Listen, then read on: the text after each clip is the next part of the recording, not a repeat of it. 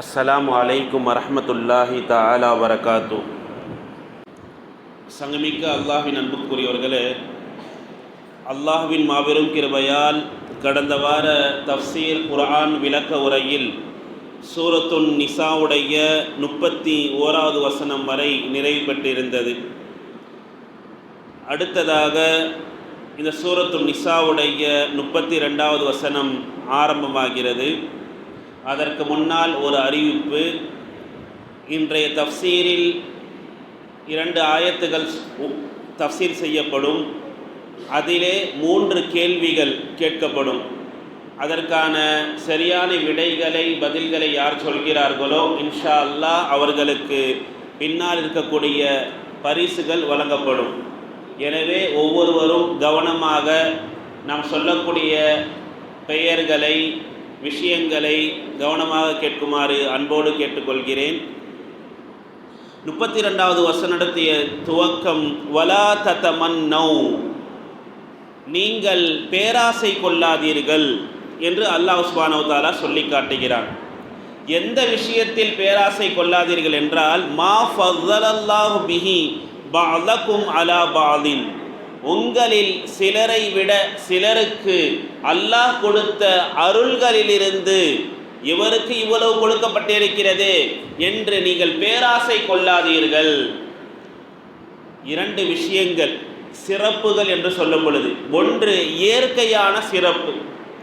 அல்லாஹ் சிலருக்கு அழகை கொடுத்திருப்பான், சிலருக்கு பாரம்பரிய வழி என்பது சிறந்ததாக அமைந்திருக்கும். நபியுடைய மகனாக இருக்கிறாங்க அப்படி என்றால் அது பெரிய சிறப்பு.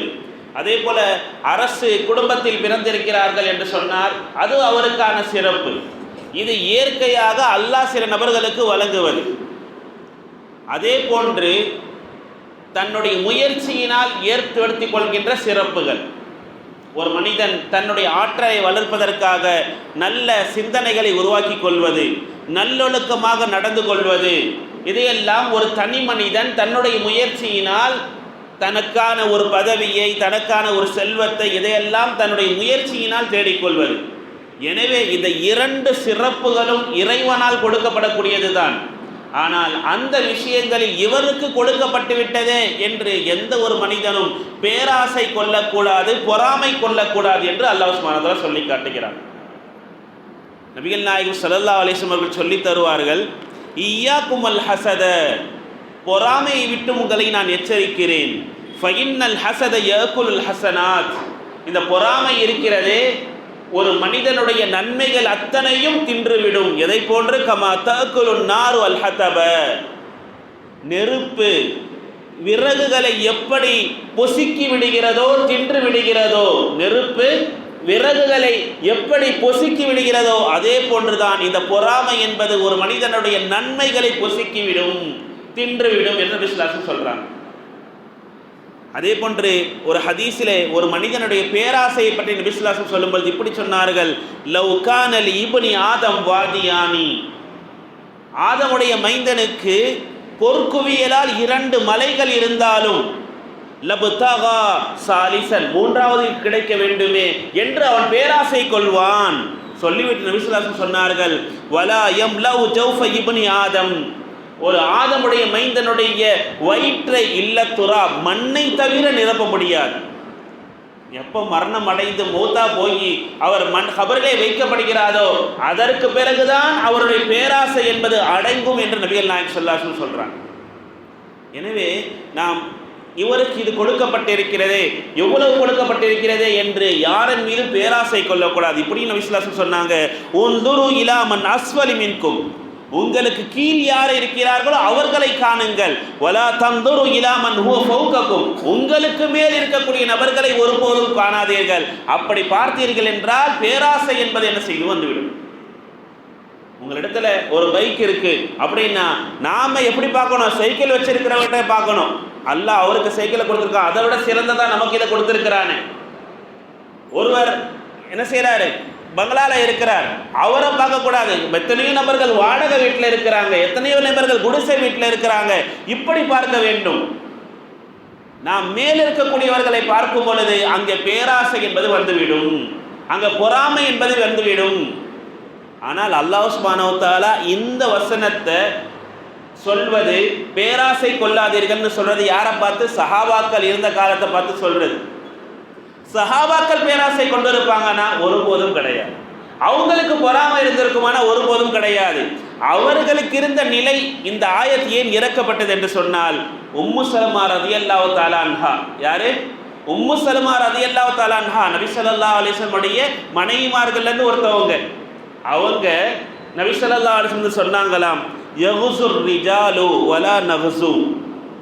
யா ரசூலுல்லாஹ், இந்த ஆண்கள் எல்லாம் போர்க்களங்களுக்கு ஜிஹாத் என்று போகிறார்கள், ஆனால் நாங்கள் பெண்களாகிய நாங்கள் ஜிஹாதுக்கு போக முடியலையே, அந்த நன்மையை நாங்கள் பெற முடியவில்லையே, எங்களை விட அவர்கள் சிறந்தவர்களாக இருக்கிறார்களே என்று அவர்கள் சொன்னார்கள். சொல்லிட்டு சொன்னாங்களாம், வலனா நிஸ்வல் மீராஸ். அதே போன்று வாரிசுரிமை சொத்தில் ஆண்களுக்கு கொடுக்கக்கூடிய பங்கில் எங்களுக்கு பாதிதானே கொடுக்கப்படுகிறது. வலனா நிஸ்வல் மீராஸ், ஒரு ஆணுக்கு 2 பெண்களுடைய நிகராகத்தானே கொடுக்கப்படுகிறது. எனவே அந்த மீராசுடைய விஷயத்திலும் எங்களுக்கு குறைவாக இருக்கிறது.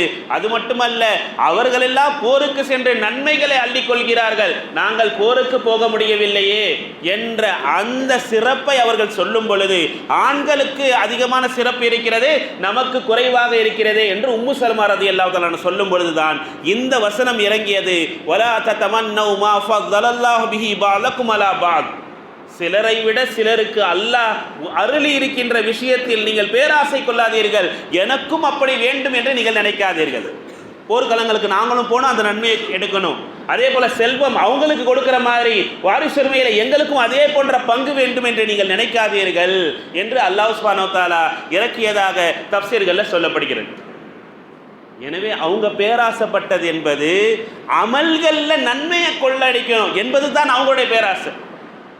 அதே போன்றுதான் ஒரு பெண்மணி நபிகள் நாயகம் ஸல்லல்லாஹு அலைஹி வஸல்லம் வராங்க. அத்தத் இம்ராஅத்துன் இல நபி காலத் யா ரசூலல்லாஹ், அல்லாஹ்வின் தூதர் அவர்களே, லி ஸக்கரி மிஸ்லு ஹல்லில் உன்ஸைன், 2 பெண்களுக்கான பங்கை ஒரு ஆணுக்கு அல்லாஹ் என்ன செய்திருக்கிறான்? வாரிசுரிமையில் கொடுத்திருக்கிறான். அதே போன்று வ ஷஹாதத்து இம்ராஅத்தைன் பி ரஜுலின், ஒரு ஆணுடைய சாட்சிக்கு பகரமாக 2 பெண்களுடைய சாட்சியை அல்லாஹ் நியமிச்சிருக்கிறான். சாட்சிக்கு பெண்கள் வருகிறார்கள் என்றால் ஒரு ஆண் 2 பெண், 2 பேர் சாட்சியை கூட்டிட்டு வாங்க ஆண்கள்னு சொன்னா, பெண்கள் என்பவர்கள் ஒரு ஆணுக்கு நிகரான 2 பெண்கள் இருக்க வேண்டும் என்று அல்லாஹ் என்ன செய்திருக்கான்? நிர்ணயிச்சு வச்சிருக்கிறான். அப்படின்னு அந்த பெண்மணி சொல்லிட்டு என்ன கேட்டாங்க தெரியுமா? ஃபநஹனு ஃபில் அமலி ஹகதா, யா ரசூலல்லாஹ், எங்களுக்கு அமலிலும் அதே போன்று பாதித்தான் கிடைக்குமா? சொத்துல பாதி நீங்க சரி, அதே போன்று எங்களுக்கு அந்த ஷஹாதத் சாட்சி சொல்வதிலும் பாதி, ஆணுக்கு 2 பெண்கள் என்று சொன்னீங்க, அதே போலத்தான் அமல்லையும் கிடைச்சிருமா? சொல்றாங்க அந்த பெண்மணி, இன் அமிலத் இம்ராஅத்துன் ஹஸனதன், ஒரு பெண் அமல் செய்கிறாள், குத்திபத் லஹா நிஸ்வு ஹஸனா, அவளுக்கு பாதி நன்மைத்தான் எழுதப்படுமா? அவங்களுக்கு முழுமையா எழுதிட்டு எங்களுக்கு பாதித்தான் எழுதப்படுமா அப்படின்னு அந்த பெண்மணி கேட்டார்கள். அப்பொழுது அல்லாஹ் சுப்ஹானஹு வ தஆலா இந்த வசனத்தை இறக்கினான், லா ததமன்னு, நீங்கள் பேராசை கொள்ளாதீர்கள், அல்லாஹ் அவங்களுக்கு அந்த கண்ணியத்தை கொடுத்திருக்கிறான் என்றால் உங்களுக்கும் கொடுத்திருக்கிறான் என்று அடுத்த வசனத்தில் அல்லாஹ் சொல்லி காமித்தான். லிர்ரிஜாலி நஸீபு மிம்மக்தஸபு, ஒரு ஆண் என்ன அமல் செய்கிறாரோ அதற்கான பங்கு அந்த ஆணுக்கு உண்டு. வலின் நிசாஇ நஸீபும் மிம்மக்தஸபன, ஒரு பெண்கள் எந்த அமலை செய்கிறார்களோ அதற்கான பங்கு அந்த பெண்மணிகளுக்கு உண்டு. அல்லாஹ் நிர்ணயிச்சு கொடுத்துட்டான். இந்த வசனத்திற்கு இக்தஸபு, அவர்கள் சம்பாதித்ததை, ஆண்கள் என்ன சம்பாதிக்கிறார்களோ அது அவர்களுக்கு உண்டு, பெண்கள் என்ன சம்பாதிக்கிறார்களோ அந்த பெண்களுக்கு அதிலே பங்கு உண்டு என்று அல்லாஹ் இங்கே சொல்லி காட்டுகிறான். இந்த ஆயத்துக்கு 2 விதமாக தஃப்சீர் செய்யலாம். ஒன்று, என்ன அமல் செய்கிறார்களோ, நல்லது செய்தால் நல்லதற்கான பங்கு அவர்களுக்கு உண்டு, தீமையை செய்தால் அதற்கான பங்கு ஆண்களுக்கும் உண்டு பெண்களுக்கும் உண்டு. இன்றைய உலகத்திற்கு பார்க்கும் பொழுது பெண்களுடைய சம்பாத்தியம் இருக்கிறது, நேரடியான பொருள் கூட கொடுக்கலாம். ஆண்கள் என்ன சம்பாதிக்கிறார்களோ அதற்கான பங்கு ஆண்களுக்கு உண்டு. அதே போன்று ஒரு பெண் சம்பாதித்தால் அதற்கான பங்கு அவர்களுக்கும் உண்டு. குர்ஆன்ல இப்படிப்பட்ட ஒரு ஆயத்து இருக்கிறது, பெண் சம்பாத்தியம் என்பது இருக்கிறது. இது அமல குறித்து தான் சொல்லப்படுகிறது சஹாபாக்களுடைய காலம் பொறுத்து. ஆனால் இன்றைய காலத்திற்கு பார்க்கும் பொழுது பெண்கள் அதிகமாக சம்பாதிக்கக்கூடியவர்களாக ஆகிட்டாங்க. ஆணுக்கு நிகரா ஆணுக்கு மேலே நான் சம்பாதிப்பேன் என்றும் இருக்கிறாங்க. இன்னைக்கு அல்லாஹ் பாதுகாக்கணும். ஆனால் பெண் சம்பாத்தியம் கூடுமா? இஸ்லாமிய ஷரியத்துடைய கண்ணோட்டத்தில் பார்க்கணும். ஆண் சம்பாதித்து தான் ஆகணும். தன்னுடைய குடும்பத்தை பார்க்கணும், தன்னுடைய குழந்தைகளை பார்க்கணும், மனைவியை பார்க்கணும், தாய் தந்தைகளை பார்க்கணும். அத்தனையும் அவன் மீது இருக்கின்ற கடமை. பார்த்துத்தான் ஆக வேண்டும். எனவே தான் திருமணம் முடிக்க வேண்டும் என்று சொன்னால் அவருக்கு தன்னுடைய மனைவியை, தன்னுடைய பிள்ளைகளை அவர்கள் பார்ப்பதற்கான குவ்வத், ஆற்றல் என்பது இருந்தால் தான் திருமணம் செய்யணும். இல்லை என்றால் நோன்பு வைத்துக் கொள்ளுங்கள் நபி ஸல்லல்லாஹு அலைஹி வஸல்லம் சொன்னாங்க. ஆனால் ஒரு பெண் சம்பாதிக்கலாமா? இங்க சொல்லப்படக்கூடியது அமல் சார்ந்து தான். யார் நன்மையை சம்பாதிக்கிறார்களோ அதற்கான பங்கு அவர்களுக்கு உண்டு. யார் தீமையை சம்பாதிக்கிறார்களோ அதற்கான பங்கு ஆணுக்கும் உண்டு, பெண்ணுக்கும் உண்டு. எனவே அல்லாஹ் எதை நிர்ணயித்து கொடுத்திருக்கிறானோ அது உண்டு. ஆனால் வெளி தோற்றத்தில் பார்க்கும் பொழுது அவர்கள் என்ன சம்பாதிக்கிறார்களோ அது அவர்களுக்குத்தான் உண்டு. ஒரு கணவன் அதை நிர்பந்தமாக கேட்க முடியாது. நீ சம்பாதிச்சிருக்கிறத கொடு அப்படின்னு கேட்க முடியாது. மஹர் இருக்கிறதா, அவர்களுக்கான உரிமை அது. அவர்களாக கொடுத்தாலே தவிர அதை வாங்க முடியாதை தவிர அதை நிர்பந்தமாக நான் இதை வாங்கணும் நீ அதை கொடு அப்படி என்று மஹரை ஒருவரும் கேட்க முடியாது. காரணம் அது அவர்களுக்கான பொருள். எனவே இந்த இடத்துல அல்லாஹ் சுப்ஹானஹு வ தஆலா உள் அர்த்தத்தில் சொல்லும் பொழுது அமல் தான். ஆனால் வெளிரங்கத்தில் பார்க்கும் பொழுது இன்றைய பெண்கள் சம்பாத்தியத்திற்காக வெளியிலே போகிறார்கள். அப்படி போகலாமா? அந்த காலத்தில் சஹாபா பெண்மணிகள் சென்றிருக்கார்களா என்று நாம் ஒரு பார்வை பார்த்தால் சஹாபா பெண்மணிகள் சென்றிருக்கிறாங்க, போயிருக்கிறாங்க. எந்த நிலையில் போனார்கள்? அப்படி என்றால் தன்னுடைய கணவனை இழந்த பெண்மணிகள் சென்றிருக்கிறாங்க. விதவைகள் போயிருக்கிறாங்க. கணவன் இல்லை, மரணித்தாங்க. தன்னுடைய குழந்தைகளை பார்க்க வேண்டும், தனக்கு கீழே இருக்கக்கூடியவர்களை பார்க்க அந்த சூழலில் சென்றிருக்கிறாங்க. அல்லது தன்னுடைய கணவன் பலவீனமாகிவிட்டார், நோய் பிடித்து படுத்த படுக்கையாக இருக்கிறார் என்று சொன்னால் அந்த நிலையிலே அவர்கள் என்ன செய்திருக்கிறார்கள்? போயிருக்கிறார்கள்.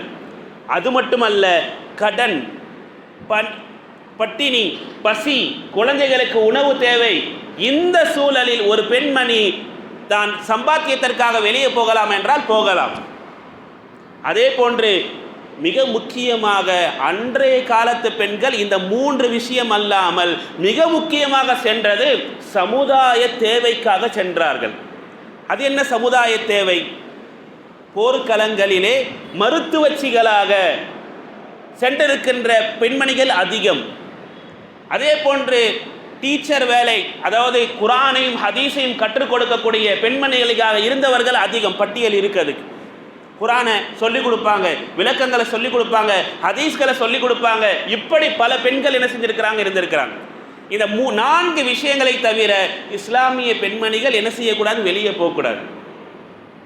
அது மட்டுமல்ல, ஒரு பெண் வெளியிலே செல்கிறார் என்று சொன்னால் மிக முக்கியமாக 4 விஷயங்களை கவனிக்க வேண்டும். அவர்கள் செல்கின்ற வேலை என்பது ஹலாலானதாக இருக்கணும். மது விற்கிற இடத்திலேயோ அல்லது வட்டி வாங்கக்கூடிய அந்த இடத்திலேயோ, இஸ்லாமுக்கு ஹராமான சினிமா போன்ற விஷயங்களிலோ ஒரு பெண் ஈடுபடுவது ஹராமாக்கப்பட்டது. அதை வச்சு சம்பாதிக்கிறாங்க. இன்னைக்கு எத்தனையோ இஸ்லாமிய பெண்கள் நம்மளாம் யூடியூப்ல ஷார்ட்ஸில் பார்க்கும் பொழுது முஸ்லிம் பெண்கள் தன்னுடைய அழகை வெளிப்படுத்தி அல்லாஹ் பாதுகாக்க வேண்டும் அப்படியெல்லாம் சம்பாதிக்கின்ற பணம் என்பது ஹராமாக்கப்பட்டது. அது ஹராம். அதே போன்று ஹிஜாப் என்பது மிக முக்கியமான ஒன்று.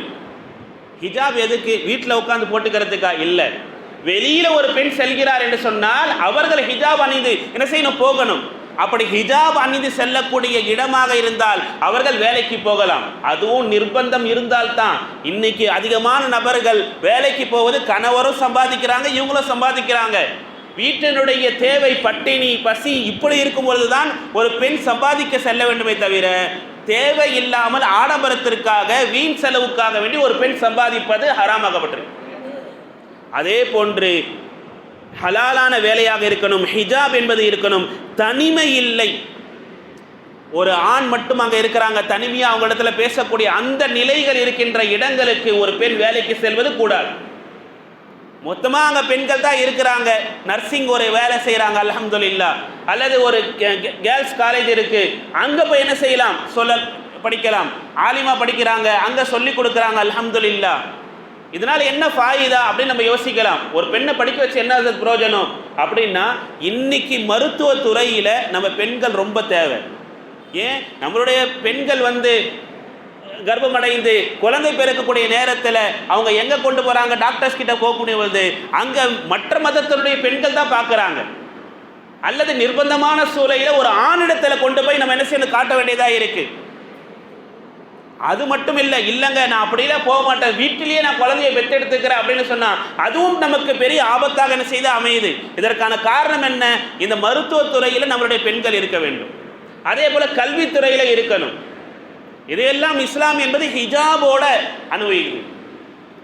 சம்பாத்தியம் என்பதை விட சமுதாய தேவை என்னன்னு பார்க்கணும். நபிகள் நாயகம் ஸல்லல்லாஹு அலைஹி வஸல்லம் அப்படித்தான் சமுதாய தேவைக்காக வேண்டி பல பெண்கள் போர்க்களங்களை மருத்துவச்சியாக என்ன செய்தாங்க, வந்திருந்தாங்க. அதில் மிக முக்கியமாக பார்க்கப்பட்ட பெண்மணி யார் என்று சொன்னால் ருஃபைதத்துல் அஸ்லமிய்யா. ருஃபைதத்துல் அஸ்லமிய்யா பத்ர் காலத்தில் கலந்துருக்கிறாங்க, உஹது காலத்தில் கலந்துருக்கிறாங்க. அந்த பெண்மணி பல நபர்களுக்கு அந்த உடல் தண்ணீர் எடுத்துகிட்டு போய் கொடுக்கறது, அது மட்டுமல்ல அவங்களுக்கு உடல்நல சரியில்லாமல் எடுத்துகிட்டு வரும் பொழுது அவங்களுக்கான அத்தனை உபாதைகள், கஷ்டப்படக்கூடிய அந்த நிலைகளில் அந்த பெண்மணி என்ன செஞ்சுருக்காங்க, பார்த்துருக்குறாங்க. இது மாதிரி பல்வேறு பெண்மணிகள் இருந்திருக்கிறாங்க. ஆயிஷா ரலியல்லாஹு தஆலா அன்ஹா 2210 ஹதீஸுகளை இந்த தீனுக்காக வேண்டி இஸ்லாமுக்காக சொல்லி கொடுத்துருக்கிறாங்க.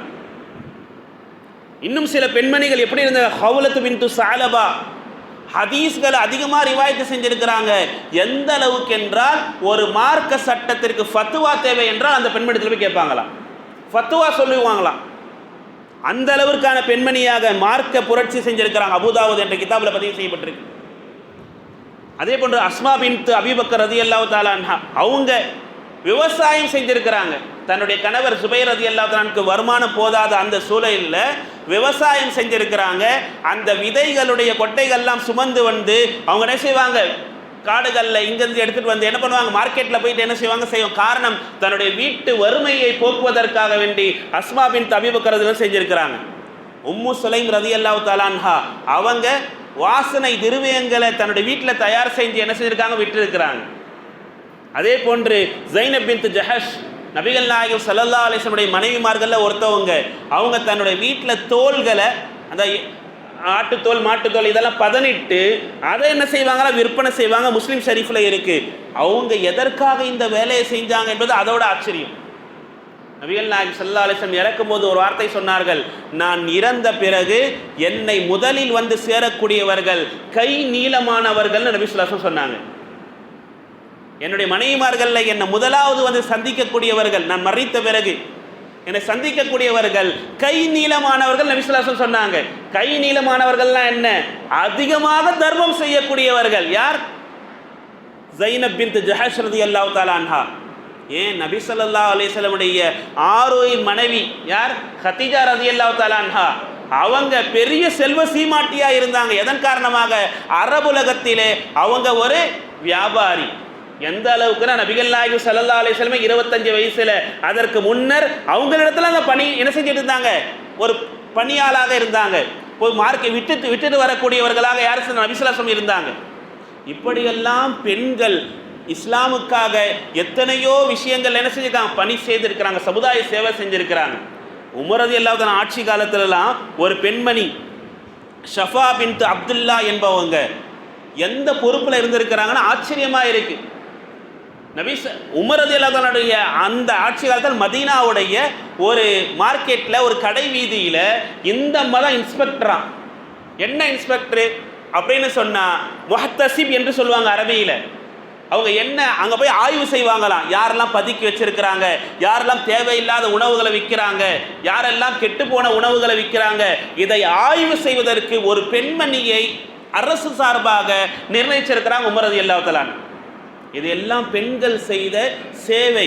அவங்க இதற்கெல்லாம் சம்பாத்தியம் காசு என்பதை விட அவங்கெல்லாம் மார்க்கப்பட்டுள்ளவர்களாக ஹிஜாபோடு செஞ்சாங்க. ஹலாலான முறையில் சம்பாத்தியத்தை என்ன செஞ்சாங்க. இதையெல்லாம் இந்த குர்ஆனுடைய வார்த்தைக்கு வெளிப்புறமாக இருந்தாலும் இன்றைய நிலையில் சம்பாத்தியம் என்பது எதற்காக இருக்கு?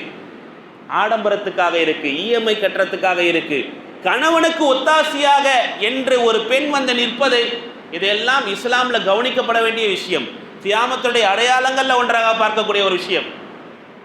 எனவே நம்மளுடைய பெண்கள் வெளியில வியாபார விஷயமாகவோ அல்லது சம்பாத்திய விஷயமாக வருகிறார்கள் என்று சொன்னால் மிக முக்கியமாக இந்த 4 விஷயங்களை அவர்கள் பார்க்க வேண்டும். ஒன்று, அவர்கள் செய்யக்கூடிய தொழில் என்பது எதை சார்ந்திருக்கிறார்களோ ஹலாலானதாக இருக்க வேண்டும். இரண்டாவது, ஹிஜாப் மிக முக்கியமானதாக இருக்கணும். மிக முக்கியமாக அந்த இடத்துல ஆடவர்களிடத்துல ஆண்களிடத்துல தனித்து பேசக்கூடிய அந்த சூழ்நிலை என்பது இருக்கக்கூடாது. மிக முக்கியமாக குடும்ப கடமையை நிறைவேற்றியவர்கள் தான் அதை செய்யணும். கணவனுக்கு செய்ய வேண்டிய ஹக்கை விட்டாச்சு, குழந்தைகளுக்கு செய்ய வேண்டிய ஹக்கை விட்டாச்சு, அதையெல்லாம் விட்டு நான் வியாபாரத்துக்கு போவேன், வேலைக்கு போவேன் அப்படின்னு சொல்லக்கூடிய அந்த சூழல் என்பது இருக்கக்கூடாது. முதல்ல கடமை என்ன? ஆணுக்கு தன்னுடைய கணவனுக்கு செய்ய வேண்டிய கடமைகள், தன்னுடைய குழந்தைகளுக்கு செய்ய வேண்டிய கடமைகள், தன்னுடைய மாமனார் மாமியாருக்கு என்ன செய்யணுமோ அந்த செயல்களை செய்த பிறகுதான் அந்த கணவனுடைய அனுமதியோடு வேலைக்கு செல்லலாம் என்று குர்ஆனும் ஹதீஸும் நபி ஸல்லல்லாஹு அலைஹி வஸல்லம் வரலாறுகள் நமக்கு என்ன செய்து சொல்லி தருகிறது. எனவே இந்த இடத்துல அல்லாஹ் சுப்ஹானஹு வ தஆலா வலின் நிசாஇ நஸீபும் மிம்மக்தஸபன என்று சொல்லக்கூடிய அந்த வார்த்தை என்பது பெண் எதை சம்பாதிக்கிறார்களோ அதற்கான முழு உரிமை அவர்களுக்கு உண்டு என்று சொல்கிறது. அடுத்து அல்லாஹ் சுப்ஹானஹு வ தஆலா இந்த வசனத்திலே இப்படி சொல்கிறான், வஸ்அலுல்லாஹ மின் ஃபத்லி, வஸ்அலுல்லாஹ மின் ஃபத்லி, அல்லாஹ்வுடைய அருளை நீங்கள் கேளுங்கள், அல்லாஹ்வுடைய அருளை கேளுங்கள். யா அல்லாஹ், இவருக்கு இவ்வளவு கொடுத்திருக்கிறாய், அவ்வளவு கொடுத்திருக்கிறாய் என்று மற்றவர்களை பார்க்காதீர்கள். நபிகள் நாயகம் ஸல்லல்லாஹு அலைஹி வஸல்லம் சொன்னாங்க, வலா யதமன்னர் ரஜுலு ஃபயகூலு லைத லவ் அன்னலி மாலு ஃபலாலின் வஹலு. ஒரு மனிதன் இன்னொருடைய பார்த்து அவருக்கு மட்டும் அல்லாஹ் என்ன ஒரு மனைவியை கொடுத்திருக்கிறான், என்ன ஒரு செல்வத்தை கொடுத்திருக்கிறான், எனக்கு அல்லாஹ் இப்படி கொடுக்கலையே என்ற பேராசை கொள்ளக்கூடாது. அப்படி கொள்ளாமல் ஃபனஹல்லாஹு அனில்லாஹி வலாக்கின் யஸ்அலுல்லாஹ் மின் ஃபத்லி, அவர் என்ன செய்யணும், யா அல்லாஹ் அவருக்கு அந்த செல்வத்தை கொடுத்திருக்கிறார், எனக்கும் சிறந்த செல்வத்தை கொடுப்பாயாக, அப்படித்தான் ஒரு மனிதன் கேட்க வேண்டுமே தவிர அவருக்கு இப்படி கொடுத்திருக்கிறாயே என்று அவருடைய குடும்பத்தையோ அவருடைய மனைவியோ அவருக்கு நல்ல பையனை கொடுத்திருக்கிறான், நமக்கு அல்லாஹ் இப்படி கொடுத்த ஒரு இதை கொடுத்திருக்கிறானே அப்படி என்ற சூழலை நம்ம என்ன செய்யணும், பேசக்கூடாது. நபிகள் நாயகம் ஸல்லல்லாஹு அலைஹி வஸல்லம் சொன்னார்கள், லா ஹஸத ஃபில் இஸ்னைன், 2 விஷயங்களில் பொறாமை என்பது கூடும். என்னென்ன விஷயம்? இல்லா ரஜுலுன் ஆதாஹுல்லாஹு மாலன், அல்லாஹ் ஒரு மனிதருக்கு செல்வத்தை கொடுத்திருக்கிறான், ஃபஸல்லதஹு அலா அலகதிஹி ஃபில் ஹக், அவர் சத்தியத்திலே தன்னுடைய செல்வத்தை என்ன செய்கிறார், செலவு செய்கிறார். அப்பொழுது ஒரு மனிதர் சொல்கிறார், ஃபயகூலு ரஜுலுன் லவ் அன்னலி மிஸ்லமா லி ஃபுனான், இந்த மனிதருக்கு அல்லாஹ் கொடுத்திருக்கிற செல்வத்தை போல எனக்கும் கொடுத்திருந்தால் ல அமில்துஹு மிஸ்லஹு, இவரை போல நானும் தீனுடைய விஷயத்தில் செலவு செஞ்சிருப்பேனே. அப்படிப்பட்ட மனிதரை பார்த்து நாம் பொறாமை செய்யலாம். ஏன்னா இவருக்கு அல்லாஹ் இவ்வளோ செல்வத்தை கொடுத்திருக்கிறா, இவர் தீனுக்காக வேண்டி தர்மம் செய்கிறாரு, தன்னுடைய எல்லா விஷயங்களும் என்ன செய்கிறாரு, ஜக்காத் கொடுக்குறாரு, அவர் ஹஜ்ஜுக்கு போறாரு, இப்படி எல்லாம் செய்கிறாரு, அல்லாஹ் எனக்கும் அந்த செல்வத்தை கொடுத்திருந்தா நானும் இப்படி செய்வேனே என்ற அந்த ஆதங்கம் இருக்கிறதே, அந்த ஆர்வம் பேராசை இருக்கிறதே, அது நபிகள் நாயகம் ஸல்லல்லாஹு அலைஹி வஸல்லம் சொல்றாங்க, ஃபஹுமா ஃபில் அஜ்ரி ஸவா, அந்த இருவர்களும், யார் செல்வம் கொடுக்கப்பட்டாரும் அவரும், யார் அந்த ஆசை கொள்கிறாரோ அவரும் கூலியிலே ஒன்றுபட்டவர்களாக இருப்பார்கள். கூலி சமமாக கொடுக்கப்படும். அவர் கொடுக்கிறார், ஆனால் நீ ஆசைப்பட்டதின் காரணமாக, பேராசை கொண்டதின் காரணமாக அல்லாஹ் சுப்ஹானஹு வ தஆலா அந்த நன்மையை இவருக்கும் சேர்த்து கொடுக்கிறார்.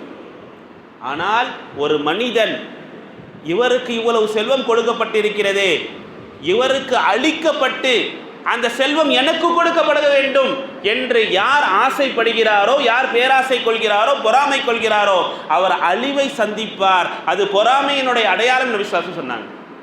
ஏன் அவரிடத்துல அழிஞ்சிடணும், எனக்கு அதை கிடைச்சிடணும் என்ற அந்த எண்ணம் என்பதை என்ன செய்யக்கூடாது, எந்த ஒரு மனிதருக்கும் வரக்கூடாது.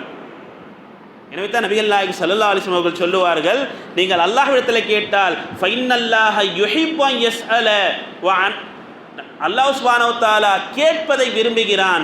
வ இன்ன அஃதல் இபாதத்தி இன்திலாருல் ஃபர்ஜ், ஒரு மனிதனுடைய மிகச்சிறந்த வழிபாடு என்பது, இபாதத் என்பது எது தெரியுமா? அல்லாஹ்விடத்தில் கேட்டுட்டு, யா அல்லாஹ் எனக்கு வறுமை இருக்கிறது, எனக்கு சிரமங்கள் இருக்கிறது, எனக்கு கஷ்டம் இருக்கிறது என்று அல்லாஹ்விடத்தில் துவாவை கேட்டு அந்த துன்பம் நீங்கும் அந்த எதிர்பார்ப்பு இருக்கிறது, அது சிறந்த இபாதத் என்று நபி ஸல்லல்லாஹு அலைஹி வஸல்லம் சொல்றாங்க. இது துவா கேட்கிறோம், இந்த துயரங்கள் நீங்கணும், இந்த துன்பங்கள் நீங்கணும் யா அல்லாஹ் என்று அல்லாஹ்விடத்தில் கேட்கிறோமே, அந்த கேட்ட பிறகு நாம் இன்திதார் என்ன செய்கிறோம், அதற்காக எதிர்பார்த்து இருக்கிறோமே, அது சிறந்த இபாதத் என்று நபி ஸல்லல்லாஹு அலைஹி வஸல்லம் சொல்றாங்க. எனவே எந்த ஒரு விஷயமாக இருந்தாலும் அல்லாஹ்விடத்தில் நாம் என்ன செய்யணும், கேட்கணும். இப்னு அப்பாஸ் ரலியல்லாஹு தஆலா வந்து கேட்டாங்க, யா ரசூலல்லாஹ் அல்லாஹ்விடத்தில் நான் எதை கேட்கட்டும், எதை கேட்கட்டும்? நபி ஸல்லல்லாஹு அலைஹி வஸல்லம் சொன்னாங்க, சலுல் ஆஃபியா, உடல் ஆரோக்கியத்தை, ஆஃபியத்தை நீங்க அல்லாஹ்விடத்தில் என்ன செய்யுங்க, கேளுங்க. அப்படி என்று நபிகள் நாயகம் ஸல்லல்லாஹு அலைஹி வஸல்லம் சொன்னாங்க. இந்த வார்த்தை வஸ்அலுல்லாஹ மின் ஃபضலி, அல்லாஹ்விடத்தில் பேருபகாரத்தை நீங்கள் என்ன செய்யுங்கள், கேளுங்கள். இன்னல்லாஹ கான பிகுல்லி ஷைஇன் அலீமா, நிச்சயமாக அல்லாஹ் சுப்ஹானஹு வ தஆலா எல்லா விஷயங்களையும் எல்லா வஸ்துக்களையும் நன்கு அறிந்தவனாக இருக்கிறான் என்று இந்த 32வது வசனம் நிறைவு பெறுகிறது. அடுத்ததாக அல்லாஹ் சுப்ஹானஹு வ தஆலா சொல்லி காட்டுகிறான், வலி குல்லின் ஜஅல்னா, ஒவ்வொரு மனிதருக்கும் நாம் ஆக்கியிருக்கிறோம், ஏற்படுத்தியிருக்கிறோம், மவாலிய வாரிசுகளை ஏற்படுத்தியிருக்கிறோம், மிம்மா தரக்கல் வாலிதானி வல் அக்ரபூன், தன்னுடைய பெற்றோர்கள் தாய் தந்தையர்கள் விட்டு சென்ற அந்த வஸ்துவிலிருந்தும், வல் அக்ரபூன சொந்தக்காரர்கள் அவர்கள் நெருங்கிய உறவினர்கள் எந்த சொத்தை விட்டு செல்கிறார்களோ அவர்களுக்கு வாரிசுகளை நாம் ஏற்படுத்தியிருக்கிறோம் என்று அல்லாஹ் சொல்றான். இந்த வசனத்தில் முன்னாலேயே வாரிசுரிமை சட்டமாக யாருக்கு என்னென்ன உரிமைகள் இருக்கிறது, பங்கு இருக்கிறது என்று அல்லாஹ் சொல்லியிருப்பான். இங்கே சொல்லக்கூடியது வாரிசுரிமையினுடைய ஒரு சட்டமும், அடுத்து அன்றைய அரபியர்களிடத்தில் ஒரு நிகழ்வு இருந்தது. அது என்ன? வல்லதீன அகதத் ஐமானுக்கும், உங்களுடைய வழக்கரங்கள் யாரிடத்தில் ஒப்பந்தம் செய்திருக்கிறதோ, அந்த காலத்தில் ஒப்பந்தம் போடுவாங்க. எப்படின்னா, தன்னுடைய குடும்பத்தாருக்கு தன்னுடைய செல்வம் போகுதோ இல்லையோ, தன்னுடைய நண்பர் இடத்துல போய் சொல்வாராம், என் ரத்தம் உன் ரத்தம் போன்று, என் இறப்பு உன் இறப்பு போன்று, நீ எனக்கு வாரிசு நான் உனக்கு வாரிசு, இப்படியெல்லாம் சொல்லிப்பாங்க. நான் இறந்துட்டா நீ எனக்கு வாரிசு, நீ இறந்துட்டா நான் வாரிசு. அப்படின்னா உன்னுடைய செல்வம் முழுக்க எனக்கு வந்துடணும், நான் இறந்துட்டா உனக்கு செல்வம். தன்னுடைய பிள்ளைகளுக்கு இல்லாமல் ஒரு ஒப்பந்தத்தை அரபியர்கள் அன்று போட்டு இருந்தாங்க. இதையெல்லாம் இஸ்லாம் என்பது இவருக்கு இன்னென்ன உரிமைகள் இருக்கிறது, இவருக்கு இன்ன பங்குகள் இருக்கிறது என்று இஸ்லாம் என்பதை என்ன செய்ய எடுத்துரைச்சு. இதில் இப்படி சொல்வாங்களாம், எனக்காக நீயும் உனக்காக நானும் நஷ்ட ஈடு கோரலாம். இவரை யாராவது கொலை செஞ்சிட்டாங்க அப்படின்னா இவர் என்ன செய்வார், நஷ்ட ஈடு கேட்டு என்ன செய்வார், வாங்கிப்பார். அவரை யாராவது கொலை செஞ்சிட்டா, எந்த அளவுக்கு என்றால் ஒருவர் இறந்து விட்டால் 6இல் 1 பங்கு யாருனே தெரியாது, அந்த மனிதருக்கு செல்லக்கூடிய அளவிற்கு அவர்கள் ஒப்பந்தங்கள் போட்டுப்பாங்க. அரபியர்களிடத்தில் இது இருந்துச்சு. இதை தான் நீங்கள் குர்ஆனுடைய வசனம் சொல்லித் தருகிறது. அப்படி யாரேனும் உங்களுடைய வழக்கரங்களுக்கு ஒப்பந்தம் செய்து கொண்டால், இன்னொரு ஒப்பந்தம் ஹதீஸில் வருது. இப்னு அப்பாஸ் ரலியல்லாஹு அன்ஹு சொல்கிறாங்க, சஹாபா பெருமக்கள் எல்லாம் ஹிஜ்ரத் செய்து மக்காவிலிருந்து மதீனாவுக்கு வந்தாங்க. வந்த நேரத்தில் அவங்களிடத்தில் மனைவி மக்கள் கிடையாது, சொத்து எதுவுமே கிடையாது, வீடு வசதி எதுவுமே இல்லை அந்த முஹாஜிர்களுக்கு. அப்போ மதீனாவாசிகளுக்கும் இந்த முஹாஜிர்களுக்கும் மக்காவாசிகளுக்கும் நபி ஸல்லல்லாஹு அலைஹி வஸல்லம் ஒரு சகோதரத்துவத்தை ஏற்படுத்தினாங்க. அந்த சகோதரத்துவத்தில் இப்படி ஒப்பந்தமானது, இவர்களுக்கான சொத்து என்பது, அதாவது மதீனாவாசிகளுடைய சொத்து என்பது இவங்களும் யார் யூஸ் பண்ணிக்கலாம், மக்காவாசிகளும் பயன்படுத்தி கொள்ளலாம். ஒருவேளை அவர்களுடைய பங்கு என்பது இறந்து விட்டால் இவர்களுக்கு சாரும் என்ற அந்த ஒப்பந்தம் என்பது இருந்தது. இப்னு அப்பாஸ் சொல்றாங்க, அந்த ஒப்பந்தத்தை தான் அல்லாஹ் சுப்ஹானஹு வ தஆலா இங்கே சொல்லி காட்டுகிறான். சொல்லிட்டு அல்லாஹ் சுப்ஹானஹு வ தஆலா இந்த வசனத்தை இப்படி நிறைவு செய்வான், ஃபஆதூஹும் நஸீபஹும், அவர்களுடைய பங்கை அவர்களுக்கு நீங்கள் கொடுத்து விடுங்கள். யாருக்கு? உங்களுடைய தாய் தந்தையர்களோ அல்லது உறவினர்களோ விட்டு சென்ற அந்த செல்வத்தை வாரிசுதார்களுக்கு கொடுக்கலாம். அதே போன்று ஒப்பந்தம் செய்திருந்தால் அதையும் நீங்கள் என்ன செய்யலாம், அவர்களுக்கு அந்த பங்கை கொடுக்கலாம் என்று அல்லாஹ் சுப்ஹானஹு வ தஆலா இங்கே சொல்லி காட்டுகிறான். நபிகள் நாயகம் ஸல்லல்லாஹு அலைஹி வஸல்லம் அவர்கள் இப்படியெல்லாம் ஒப்பந்தம் இருந்தது. அபூபக்கர் ரலியல்லாஹு தஆலா தன்னுடைய மகன் இஸ்லாமை ஏற்றுக்கலை, அப்துர் ரஹ்மான், அவங்களுடைய பேர் அப்துர் ரஹ்மான், அவங்க இஸ்லாமை ஏற்றுக்கலை. அப்பொழுது ஒரு ஒப்பந்தம் செஞ்சாங்களாம், நீ மட்டும் இஸ்லாமை ஏற்கவில்லை என்று சொன்னால் நான் இறந்து விட்டால் என்னுடைய சொத்தில் உனக்கு பங்கில்லை. பங்கு இல்லை. அபூபக்கர் ரலியல்லாஹு அன்ஹு மரணித்ததற்கு முன்பே அவங்க என்ன செஞ்சிட்டாங்க, அப்துல் ரஹ்மான் என்ன செஞ்சிட்டாங்க, இஸ்லாமை ஏற்றுட்டாங்க. இஸ்லாமை ஏற்ற பிறகு இந்த வசனம் இறங்கியதாம், நீங்கள் என்ன ஒப்பந்தம் செய்தீர்களோ அதையும் எடுக்கலாம், அல்லது உங்களுடைய வாரிசாகவும் அவர் என்ன செய்யலாம், எடுத்துக்கொள்ளலாம். இது ரெண்டுத்துல ஒன்று ஒப்பந்த ரீதியில அவருக்கான சொத்து செல்லும், அல்லது இவர் தன்னுடைய மகன் என்ற ரீதியில் அப்துல் ரஹ்மான் அவர்களுக்கு என்ன செய்யும், சொத்தில் வரும் என்றும் குர்ஆனிலே இந்த ஹதீஸ் என்பது பதிவு செய்யப்பட்டிருக்கு. அதே போன்று நபிகள் நாயகம் ஸல்லல்லாஹு அலைஹி வஸல்லம் சொல்வாங்க, அல்ஹிகுல் ஃபராயித பி அஹ்லிஹா, யாருக்கெல்லாம் என்ன பங்கு என்று குர்ஆன் சொல்லி தருகிறதோ அந்த உரிமையாளர்களுக்கு, அதற்கான தகுதி உடையவர்களுக்கு நீங்கள் ஒப்படைத்து விடுங்கள். ஃபமா பக்கிய, எதையெல்லாம் மீதமாக இருக்குமோ அது ஃபஹுவலி அவுலா ரஜுலின் ஸக்கர், ஆண் பிள்ளை வாரிசாக இருந்தால், அசபா என்று அரபியில் சொல்லுவாங்க, அவர்களுக்கு முழு சொத்தும், மீதி இருக்கின்ற சொத்து அத்தனையும் என்ன செல்லும். இதையெல்லாம் குர்ஆனுடைய அந்த வசனங்களில் இருக்கக்கூடிய விஷயங்கள். அதே போன்று நபிகள் நாயகம் ஸல்லல்லாஹு அலைஹி வஸல்லம் அவர்கள் சொல்லுவாங்க, இங்கே நசீப் என்று வருகிறதே, அந்த வார்த்தை என்பது மினன் நுஸ்ரதி, உதவி செய்வது, அதே போன்று அவர்களுக்கு நாம் உபதேசம் செய்வது, அதே போல இறுதி சாசனம் ஒருவர் மரணித்த பிறகு அதை சொல்லக்கூடிய விஷயங்களாகவே இங்கே பார்க்கப்படுகிறது. இந்த வசனம் இப்படி முடிகிறது, இன்னல்லாஹ கான அலா குல்லி ஷைஇன் ஷஹீதா, நிச்சயமாக அல்லாஹ் சுப்ஹானஹு வ தஆலா எல்லா வஸ்துக்கள் மீதும் கண்காணிப்பவனாக, சாட்சியாளனாக இருக்கிறான் என்று இந்த சூரத்து நிசாவுடைய 33வது வசனம் நிறைவு பெறுகிறது. இந்த 2 வசனங்களிலே அல்லாஹ் சுப்ஹானஹு வ தஆலா சொல்வது, உங்களுக்கு என்ன அருள்களை கொடுக்கப்பட்டிருக்கிறதோ அந்த அருள்களில் மற்றவர்களுக்கு கொடுக்கப்பட்டிருக்கிறதே என்று பேராசை கொள்ள வேண்டாம். உங்களுக்கான நசீப் என்னவோ அது முழுமையாக உங்களுக்கு கொடுக்கப்படும். அது ஆண்களாக இருந்தாலும் சரி, பெண்களாக இருந்தாலும் சரி, அவர்களுக்கான பங்கு, அவர்களுக்கு நன்மையை செய்தால் அதற்கான பங்கு கிடைக்கும், தீமைகள் செய்தால் அதற்கான பங்குகள் கிடைக்கும். அதே போன்று அடுத்த வசனத்திலே அல்லாஹ் சுப்ஹானஹு வ தஆலா வாரிசுரிமை சொத்து சம்பந்தப்பட்டும், அதே போன்று ஒப்பந்ததாரர்கள் எப்படி ஒப்பந்தங்கள் செய்திருந்தார்களோ அந்த ஒப்பந்தங்களை பற்றியும் சொல்லி, ஃபாத்தூஹும் நசீபஹும், அவர்களுடைய பங்கை முழுமையாக அவர்களுக்கு நீங்கள் கொடுத்து விடுங்கள் என்று இந்த 2வது வசனத்திலே சொல்லப்படுகிறது. எல்லாம் வல்ல அல்லாஹ் நம் அனைவருக்கும் இந்த சமுதாயத்திலே பெண்களுக்கான நிலையும் விளங்கி, அவர்களுக்கான சம்பாத்தியம் ஒருவேளை தேவை என்று சொன்னால் அவர்கள் ஹிஜாபோடு, மிக முக்கியமாக ஹலால் ஹராமை பேணி நடக்கின்ற அந்த தொழிலோடு, அதே போன்று அவர்கள் வெளியில் செல்கின்ற நேரத்தில் எல்லா நிலைகளிலும் இஸ்லாமிய ஷரிய சட்டங்களோ பின்பற்றி நடக்கின்ற, அதே போன்று இஸ்லாமிய சமுதாயத்திற்கு தேவையான சேவையான விஷயங்கள் இருந்தால் அந்த பெண்களை மருத்துவ ரீதியிலும் அதே போன்று கல்வி ரீதியிலும் படிக்க வைத்து இன்னும் இஸ்லாமிய சட்டத்திட்டங்களை விளங்கி செயல்படுவதற்கான தௌஃபீக்கை அல்லாஹ் நம் அனைவருக்கும் தந்தருள்வானாக. வாஹிர் தாவல் அல்ஹம்துலில்லாஹி ரப்பில் ஆலமீன்.